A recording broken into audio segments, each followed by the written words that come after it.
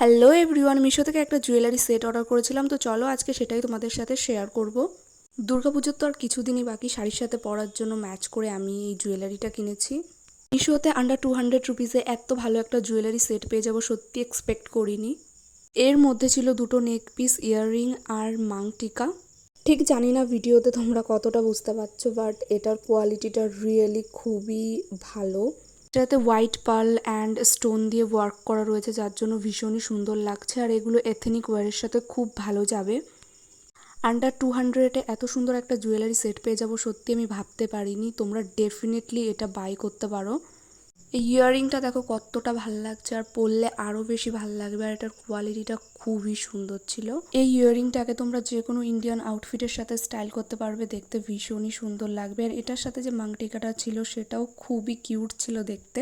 আর এই ভিডিওটা তোমাদের ভালো লাগলে অবশ্যই একটা লাইক করে দিও।